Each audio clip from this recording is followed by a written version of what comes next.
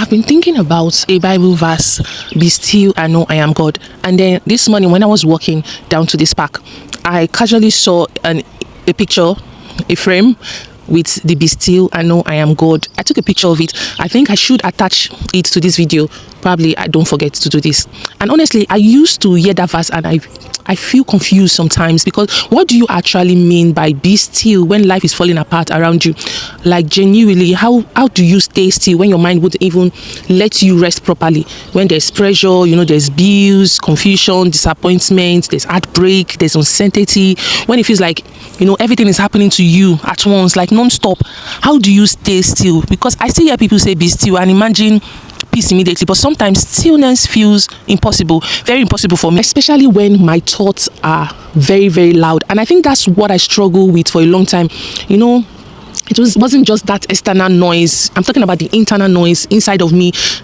Overthinking, the fear, the panic, the anxiety, the constant need for me to figure out immediately. I wanted answer fast. I wanted clarity fast. I wanted that relief as fast as I can. I wanted God to explain everything while I was going through it. Sometimes I would say, God, just send somebody to me. Now, God has explained to me, maybe through revelations, maybe through scriptures, his words, reassurance, and I'll still say, God, send someone, let that person come talk to me. Or God, let me see an image. Or God, let me see a color, so that I will know that yes, you are still with me, or you love me. That kind of. And when that didn't happen, I would just become more restless, because uncertainty is very uncomfortable, especially when I'm carrying things silently. And I think a lot of people are carrying silent battles right now, the kind that nobody really sees properly, the kind where you are functioning outside, but internally you feel overwhelmed almost every day, and somehow life still expects you to continue normally. You still have responsibilities, you have people depending on you, you have expectations to meet, you have job to go to, you have life to continue living. So when somebody say be still, it will just sound unrealistic. Like, how am I going to be still? Tell me, just show me. No matter how they tell you or they show you, it doesn't happen. And how do you become still when your life feels unstable? And I think I'm slowly understanding that stillness doesn't mean the absence of problem. It means that I'm not allowing my fear to become louder than my faith. And that is difficult, very difficult, because fear is loud. It is extremely loud. Fear wants immediate control, reassurance and solution. Fear wants you to panic early, overthink constantly, keep overthinking this, you understand, assuming the worst before anything even happens. And honestly, sometimes I still struggle with that. Sometimes my mind runs ahead of me, like I can see it being ahead of me. I start to think about every possible outcome, every possible disappointment that can come from it, every possible thing that could go wrong. And before I know it, I've emotionally exhausted myself over things that have not even happened yet. Can you imagine? And that's why stillness has become something deeper to me now. I don't want to be pretending that I am okay, and it's not perfect. I'm learning the hard way to pause before fear completely takes over me. I'm learning how to breathe before reacting to things emotionally, because I realized something: a restless mind can even make small problems feel impossible. And sometimes I wasn't just battling the situation itself, I was battling with my thoughts about that situation. And that has changed everything for me, because there were seasons where I kept asking God for peace while feeding my anxiety constantly. I was overthinking all day, I was consuming negativity constantly, I was trying to control outcomes that were beyond me, and then wondering why I felt mentally exhausted. I think being still is partly learning to release the need to control everything, and that's hard. This is hard, extremely hard, and people don't talk about this enough.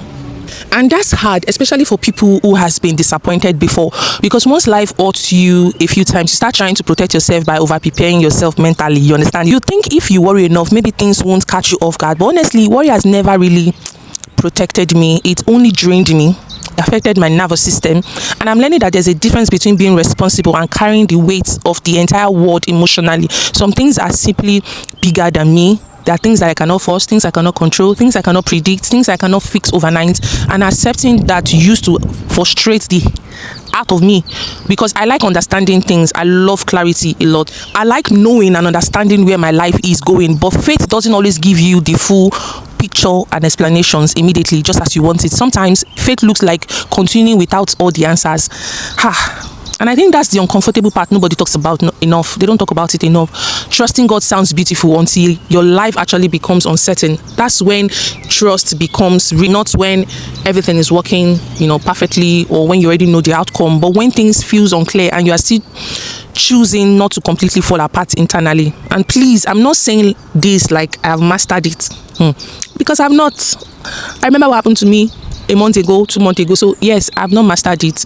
There are still days that I feel overwhelmed, that I cry, that I overthink, and there are days where I ask God the same question when I'm tired, over and over again, repeatedly. Sometimes I'm asking myself, is God not tired of me asking these questions repeatedly? But I think I've stopped expecting myself to handle life without emotion. That is something that I had to learn. Being still doesn't mean that I wasn't affected. Jesus himself wept. He felt the sorrow. So why do I now act like faith means becoming emotionally numb?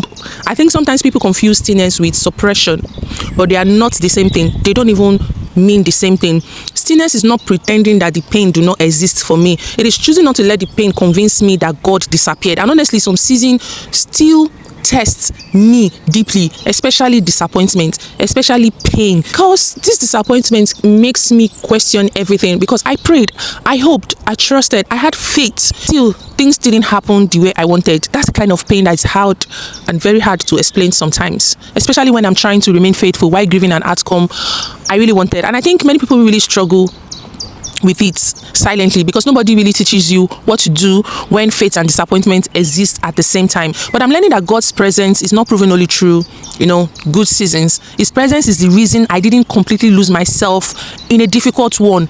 Being held together quietly is the miracle. Surviving emotionally is a miracle. Waking up and continuing despite how heavy everything feels for me is miracle. And I know that sounds small to some people, but when you've experienced mental exhaustion, emotional burnout, heartbreak, confusion, you understand that strength looks like getting through the day gently. And I think stillness grows when you stop expecting yourself to carry life alone. That changed a lot for me, because I used to carry everything internally, like it was fully my responsibility to solve immediately, like the fear, the delay, the disappointment, the uncertainty, the pain, the shame. Eventually, I realized I was living in survival mode emotionally. I was always tense. I was emotionally wrecked. My nervous system was paying for it drastically. Oh my God.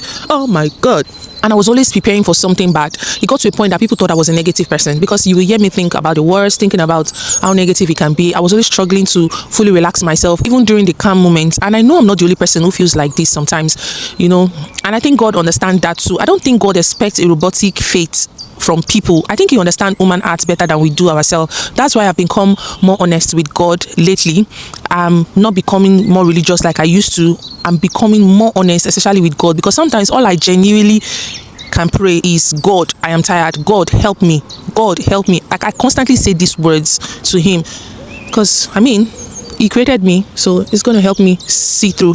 Or I say, God, I don't understand this season. Or God, please help me calm my mind. And I think honesty with God creates intimacy than performance we ever will. Because what's the point of pretending to be strong before a God who already sees everything? And slowly, I'm learning that stillness is built daily, quietly, through those small moments, through choosing not to panic immediately, through resting when my body needs it, and also praying honestly instead of perfectly.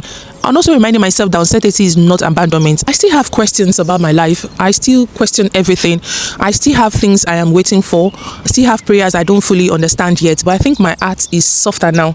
I'm starting to realize that if God has carried me through seasons I thought would break me, wreck me, drenched me completely, then maybe I can trust Him with the part that I still do not understand. And maybe being still is not about having zero fear. Maybe it's about not letting fear become my God. Maybe it's about remembering that even when life feels unstable, uncertain for me, God is still God.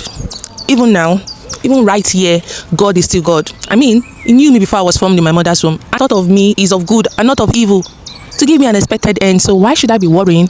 Even in this uncertainty, even in the times that I panic, even in times that I need to wait, even in the middle of everything I'm trying hard to, hold together, fix together. Reminder is the only thing that keeps my life together, to be able to breathe again.